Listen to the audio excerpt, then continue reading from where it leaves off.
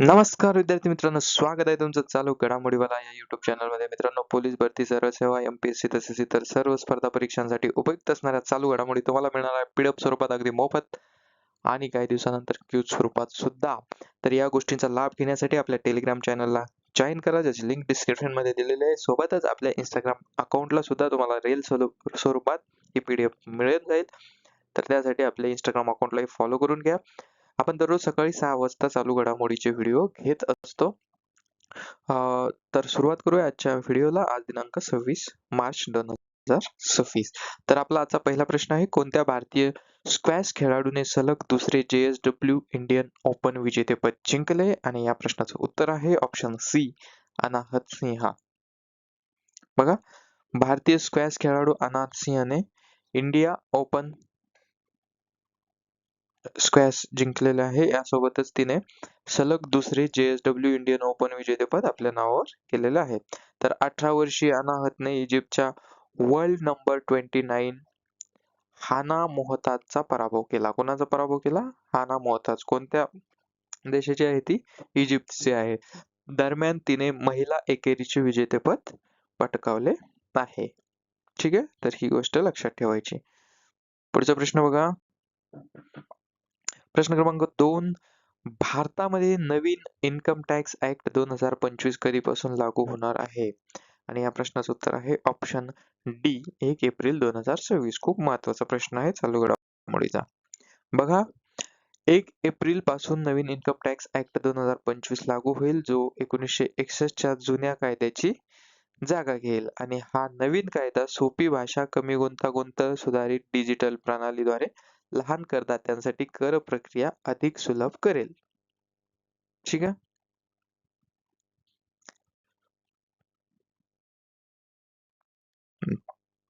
प्रश्न क्रमांक 3, national AI skilling institute हे अभियान कोणत्या मंत्रालयाने सुरू केले आहे? तर हे सुरू केलेले आहे माहिती आणि प्रसारण मंत्रालय, ऑप्शन बी. बघा, माहिती आणि प्रसारण मंत्रालयाने क्रिएटिव्ह आणि मीडिया क्षेत्रातील AI स्किल देण्यासाठी नॅशनल स्किलिंग इनिशिएटिव्ह हे सुरू केलेलं आहे. तर या अंतर्गत सहभागींना इंडस्ट्री रेडी आणि प्रोडक्शन संबंधित ट्रेनिंग दिले जाईल. प्रश्न क्रमांक 4, वुमन एम्पॉवरमेंट ट्रेल ब्लेझर या पुरस्काराने नुकतेच कोणाला सन्मानित करण्यात आले? आणि या प्रश्नाचं उत्तर आहे ऑप्शन बी, कल्पना सोरेन. झारखंडमधील गांडेय येथील आमदार कल्पना सोरेन यांना ब्रिक्स CCIWE समिटमध्ये वुमन एम्पॉवरमेंट ट्रेल ब्लेझर पुरस्कारानं सन्मानित करण्यात आलं आहे. महिलांमध्ये उद्योजकता वाढवण्यासाठी त्यांना हा पुरस्कार प्रदान करण्यात आला. प्रश्न क्रमांक 5, उत्तर प्रदेश सरकार कोणाची रिजनल स्पोर्ट ऑफिसर RSO म्हणून नियुक्ती करणार आहेत? तर या प्रश्नाचं उत्तर आहे ऑप्शन ए, रिंकू सिंह.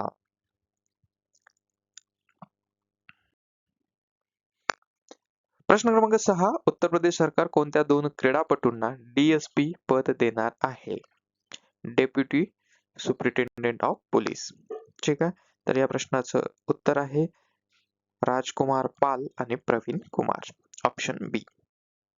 बघा, उत्तर प्रदेश सरकार क्रिकेटपटू आणि रिंकू सिंहची प्रादेशिक क्रीडा अधिकारी RSO म्हणून नियुक्ती करणार आहे. जे आपण आधीच्या प्रश्नात बघितलं, तर हॉकीपटू राजकुमार पाल, ठीक आहे, राजकुमार पाल हे हॉकीपटू आहे. तर ऑलिम्पिक सुवर्ण पदक विजेता आहे प्रवीण कुमार. या दोघांना DSP पद देण्याची तयारी उत्तर प्रदेश सरकारने सुरू केलेली आहे. प्रश्न क्रमांक 7, 1857च्या उठावावर आधारित the Indian war of independence या पुस्तकाचे लेखक कोण आहेत? तर या पुस्तकाचे लेखक आहे वि. दा. सावरकर, विनायक दामोदर सावरकर किंवा स्वातंत्र्यवीर सावरकर असं सुद्धा आपण ज्यांना म्हणतो. तर हे खूप महत्वाचं आहे. प्रश्न क्रमांक 8 बघा, केंद्रीय सशस्त्र पोलीस दलांमधील प्रशासन आणि नेतृत्व स्पष्ट करण्यासाठी कोणते विधेयक मांडले गेले आहे? खूप महत्वाचा प्रश्न आहे विद्यार्थी मित्रांनो. तर हे आहे CAPF विधेयक 2026, ऑप्शन सी असं या प्रश्नाचं उत्तर आहे. बघा, केंद्रीय सशस्त्र पोलीस दलांमधील, तर केंद्रीय सशस्त्र पोलीस दल म्हणजे त्यामध्ये कोणकोणते दल येतात? BSF, CRPF, CISF, ITBP, ESSB. ठीक आहे. तर या दलांमधील प्रशासन आणि नेतृत्व व्यवस्था स्पष्ट करणे या उद्देशासाठी सेंट्रल आर्म्ड पोलीस फोर्सेस म्हणजेच CAPF विधेयक 2026 हे सरकारचा प्रस्तावित कायदा आहे. ठीक आहे. आता हे कशासाठी आणलेलं आहे, तर याद्वारे IPS अधिकाऱ्यांची सर्वोच्च पदावरील भूमिका कायमस्वरूपी करण्याची योजना आहे, ज्यांना सध्या प्रतिनियुक्तीवर ठेवलेलं आहे. ठीक आहे. आता हे का ठेवलेलं आहे ते खाली बघा. यापूर्वी सर्वोच्च न्यायालयाने CAPF मध्ये IPS ची प्रतिनियुक्ती कमी करून कॅडर अधिकाऱ्यांना पदोन्नती देण्याबाबत सांगितलं होतं. ठीक आहे. म्हणजे कोर्टाचं वेगळं म्हणणं होतं आणि सरकारचं वेगळं म्हणणं होतं. तर सरकार आता ज्यावेळेस हे विधेयक मांडेल आणि हे मंजूर होईल, कायदा होईल, त्यावेळेस ही जी आधीची भूमिका आहे किंवा कोर्टाच्या उलटची जी भूमिका आहे, तर ती भूमिका घेतल्या जाईल. आता हे याच्यात थोडक्यात जर सांगायचं तर कॅडर अधिकाऱ्यांना पदोन्नती म्हणजे या दलामध्ये जे अधिकारी, ठीक आहे, असतील तेच प्रमोशन होत वरच्या पोस्टवर जातील.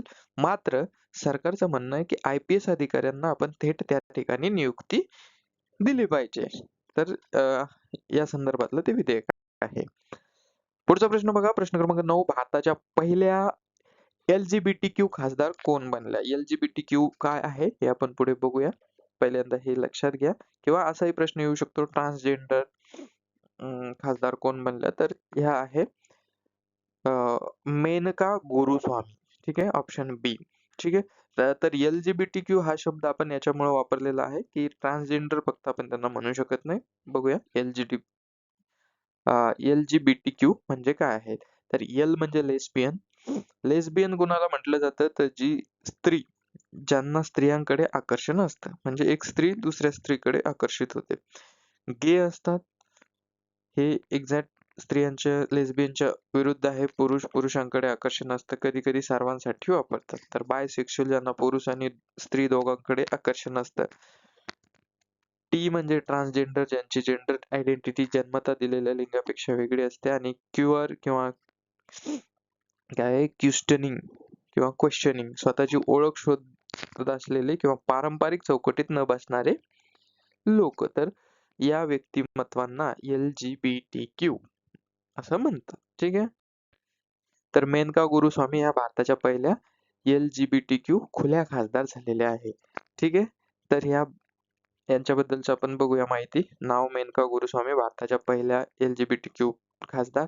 त्या एक वरिष्ठ वकील आहेत. ठीक आहे. कोण आहेत त्या? वकील आहे. आणि कधी खासदार झाले? 9 मार्च 2026 ला, या महिन्यामध्ये. राज्यसभेच्या निवडणुकीत त्यांची बिनविरोध निवड झाली. आणि त्यांचा पक्ष कोण आहे? कोणता आहे? तर AITC. AITC बऱ्याचदा तुम्हाला कारण आपण महाराष्ट्रातल्याच पक्षांबद्दल आपल्याला जास्त माहिती असते. AITC म्हणजे ऑल इंडिया तृणमूल काँग्रेस. या पक्षाच्या अध्यक्षा आहेत ममता बॅनर्जी, ज्या पश्चिम बंगालच्या सध्याच्या मुख्यमंत्री आहे. आणि आता पश्चिम बंगालमध्ये एप्रिलमध्ये निवडणूक होत आहे. ठीक आहे. आता LGBTQ हक्कांसाठी सक्रिय वकील म्हणून मेनका गुरुस्वामी यांनी काम केलेलं आहे, ते काम करत आहे. तर भारताच्या संसदेमध्ये लोकसभा किंवा राज्यसभा पहिल्यांदा खुल्या LGBTQ व्यक्ती सांसद बनलेल्या आहेत किंवा सदस्य बनलेले आहेत, खासदार बनलेले आहेत. तर ही गोष्ट महत्त्वाची लक्षात ठेवायची. पुढचा प्रश्न बघा. पंतप्रधान नरेंद्र मोदी यांनी आसाममधील कोणत्या जलविद्युत प्रकल्पाचे उद्घाटन केले? ठीक आहे. या ठिकाणी एक शब्द ऍड करायचा राहिला, नुकतेच म्हणजे अलीकडच्या काळात. तर लोअर कोपली, ऑप्शन बी, असं या जलविद्युत केंद्राचं नाव आहे. बघा, लोअर कोपली जलविद्युत प्रकल्प आसाम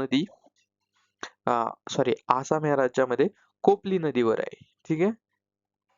तर उद्घाटन कोणी केलं? पंतप्रधान नरेंद्र मोदी यांच्या हस्ते.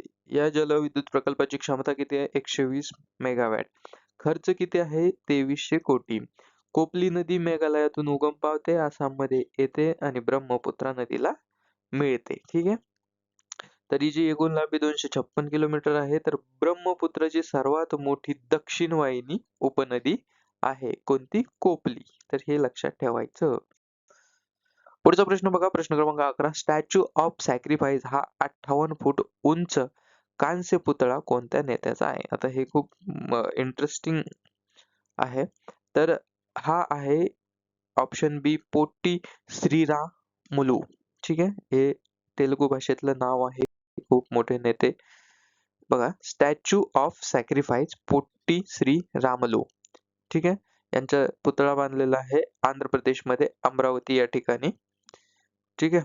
चंद्राबाबू नायडू यांनी उद्घाटन केलं आंध्र प्रदेशच्या मुख्यमंत्र्यांनी याचं. तर याची उंची 58 फूट आहे. कांस्य पुतळा आहे, ब्रॉन्झचा आहे. 58 फूटच का आहे ते पुढे बघूया. तर पोट्टी श्री रामलू हे तेलुगू नेते होते, स्वातंत्र्य सेनानी होते आणि भाषेच्या आधारावर पहिलं राज्य आंध्र प्रदेश जे निर्माण झालं भारतामध्ये 1 ऑक्टोबर 1953 ला, तर ते यांच्या आंदोलनामुळे झालं. यांनी पोट्टी श्री रामलू यांनी तेलुगू राज्यासाठी 1952 मध्ये उपोषण केलं होतं आणि 58 दिवसाच्या उपोषणानंतर त्यांचा मृत्यू झाला. त्यांच्या मृत्यूनंतर उठलेल्या हिंसाचारामुळे जवाहरलाल नेहरू म्हणजे तत्कालीन पंतप्रधान यांनी आंध्र प्रदेश वेगळे करण्याची घोषणा केली. म्हणून हा पुतळा 58 फूट उंच बांधण्यात आलेला आहे. ठीक आहे, तर हे लक्षात ठेवायचं. आता भारतातल्या काही महत्वाच्या मूर्ती किंवा पुतळ्याबद्दल आपण एकदा माहिती घेऊया. बघा, लेडी जस्टिस म्हणजे सुप्रीम कोर्ट मधील न्यायदेवता जी आहे त्याला लेडी जस्टिस म्हणतात.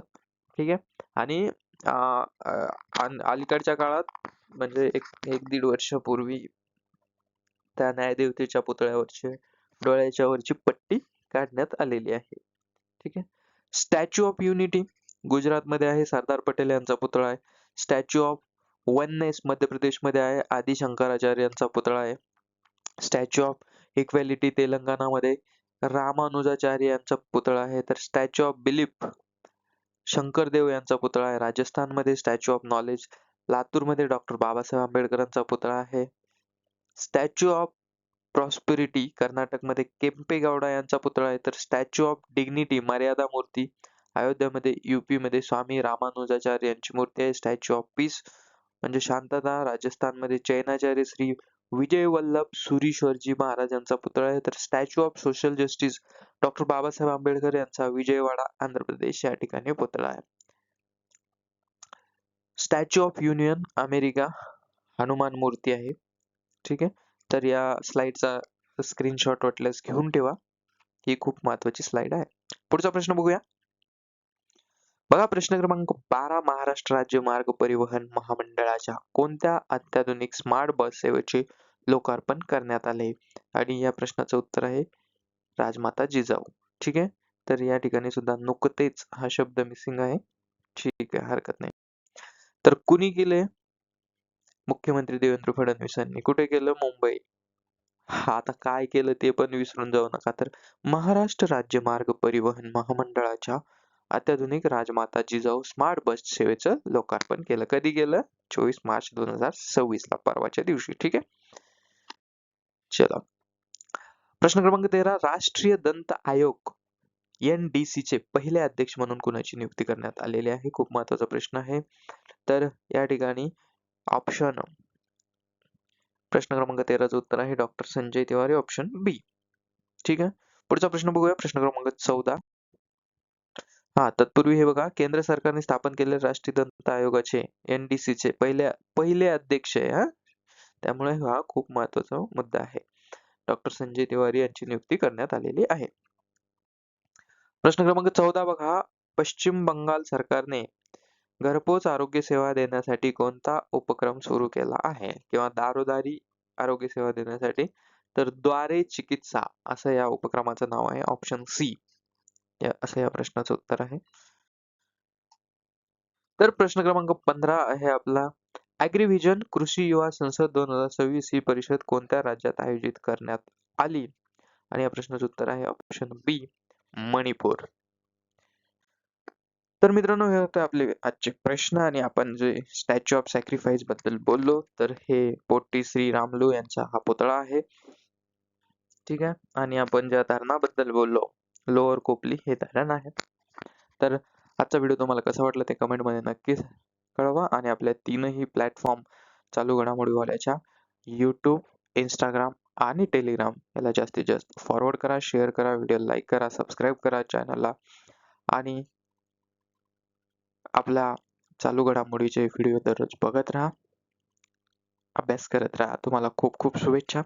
व्हिडिओ शेवटपर्यंत बघितल्याबद्दल मनपूर्वक धन्यवाद. भेटूया उद्याच्या व्हिडिओत. Thank you so much.